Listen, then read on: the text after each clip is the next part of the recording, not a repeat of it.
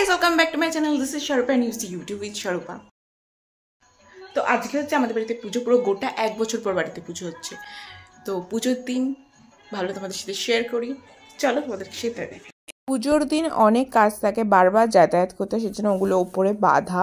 তো এগুলো অনেকটা দেখতে হাওয়া ঘন্টার মতন হলুদ আর সাদার কম্বিনেশনে বানিয়েছে, আর এটা পুরোটা আমার নিজের হাতে বানিয়েছে। আর এখানে সকালবেলা ফুল আনতে গিয়ে বাবা দুটো রজনীগন্ধা স্টিক নিয়ে এসছে, আর এত সুন্দর গন্ধ, মানে রজনীগন্ধার গন্ধ মারাত্মক সুন্দর। আর এখানে সাইডে ফুল জিনিসপত্র সব সাজানো, এখনো ঠাকুর ঘরে সাজাতে হবে।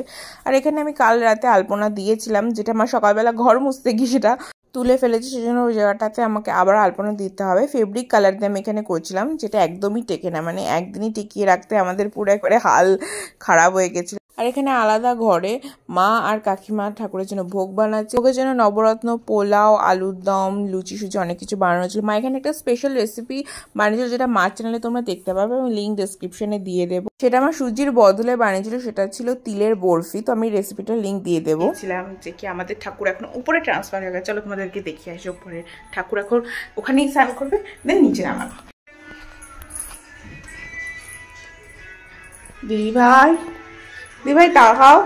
আমার পড়ার ঘরের একটা সাইডে কোনো রকমের ঠাকুরগুলোকে শিফট করা হয়েছিল, আর আগের দিন রাতে আমি ঠাকুরগুলো জাস্ট রং করেছি বলে রংগুলোও কাঁচা রয়েছে। তো ঠাকুরগুলোকে এইটুকু জায়গার মধ্যে স্নান করানো এবং এমনভাবে স্নান করে যাতে রং না উঠে যায়, এটা একটা ডিফিকাল্ট কাজ। তো দিদি এখানে করুক, আমরা চলো নিচে যাই।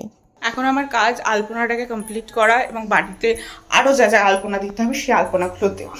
আমি আলপনাটা কমপ্লিট তো করেছিলাম, বাট যাতায়াতের পথে যেহেতু ওটা পুরোটা আবার উঠে গেছিলো, পুজোর মিডিলেই, পুজো অব্দি ছিলও না। তারপর আমি বাবাকে বেঁচে দিচ্ছিলাম, আর বাবা ফুলের মালা লাগাচ্ছিল। তারপর দুধ আসলো, কারণ আমাদের বাড়িতে সত্যনারায়ণের পুজো হয়, তো আলাদা আলাদা 3 ভাগের দুধ নেওয়া হয়, যাতে আমরা সত্যনারায়ণের জন্য চিনি বানাতে পারি। আমি ময়দা মাখলাম, যেটা আর্ধেকটা আবার দিদি মেখেছিল। তারপর মিডিলে আমি কোনো কিছুই ভিডিও করতে পারিনি, তার কারণ হঠাৎ করে আমাদের টাইমের আগেই আমাদের ঠাকুরমশাই যে কাকু ছিলেন উনি চলে আসেন, ফলে আমাদের পুজোটা খুব তাড়াতাড়ি হয়ে যায়। যেখানে টাইমিং ছিল আমাদের 2টো, সেখানে 12টার মধ্যে আমাদের পুজোয় বসে যায়। পুজো দিয়ে আমি আমার বান্ধবীদের আনতে গেছিলাম, তারপর এসে দেখলাম যজ্ঞ স্টার্ট হয়ে গেছে। আমাদের বাড়ির পুজো সবসময় বেলার দিক হয়, মানে যতই টাইমিং দেওয়া থাকুক, বাঙালির টাইম হিসেব মতো যেরকম সবাই বলে লেট হয়, সেরকম লেটই হয়। মানে যদি বলে 2টো তাহলে 3টেই আসে, এরকম সমস্যা হয়। আর এবারে অন্য ঠাকুরমশাই এসেছিলেন, তো তিনি খুবই তাড়াতাড়ি চলে এসেছিলেন এবং উনি খুবই পাংচুয়াল। তো আমাদেরই লেট হয়ে গেছিলো, আমরাই গুছিয়ে উঠতে পারিনি, উনি মধ্যে চলে এসেছিলেন, ফলে উনি খানিকটা গুছিয়ে নিয়েছেন। তো এটা হচ্ছে পুজোর ঘরের পুরো লুক, এবং আমরা ভেতরটা পুরো সাজাতেও পারিনি, তার আগে উনি চলে এসেছিলেন।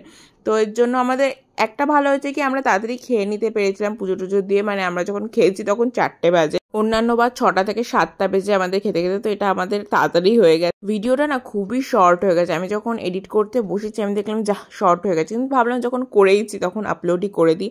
আর এটাই হচ্ছে আমার প্লেট, যেখানে তোমরা দেখতে পাবে কি কি রয়েছে। নবরত্ন, পোলাও, চালকলা মাখা, পায়েস, আলুর দম, লুচি, টমেটোর চাটনি, ফল, নাড়ু, পাকুড় এসব তো রয়েছে, প্লাস তিলের বরফিটাও রয়েছে। চলো তোমাদের পুরো লুকটা দেখিয়ে দিই, কারণ সন্ধে হয়ে গেলে তোমাদের আর পুরোটা দেখানো যাবে না। এন্ট্রান্স তো তোমরা দেখলেই কতটা সুন্দর মিষ্টি লাগছে, আর ভেতরে আমাদের অলরেডি পরিষ্কারও করা হয়ে গেছে, কারণ আমি ভিডিওটা করতেও লেট করেছিলাম। আমার স্টুডেন্টরা এসেছিল, ওরা 3 ভাগে এসেছিল। প্রথমে যারা এসেছিল তাদের ভিডিও করতে আমি ভুলে গেছি। আমার বাকি স্টুডেন্টরা এসেছিল, তারপর আমি ড্রেস চেঞ্জ করেছিলাম, কারণ আমার প্ল্যান ছিল আমি শাড়ি পরবো, শাড়ি বেছেও রেখেছিলাম, বাট সময়ের অভাবে পরে উঠতে পারিনি। এবং সবার শেষে আমার এই স্টুডেন্ট আর তার মা এসেছিল, এবং এখানে কয়েকটা ছবি, কারণ ভিডিওটা খুবই শর্ট হয়েছে। দেখাবে নেক্সট ভিডিওতে, টাটা।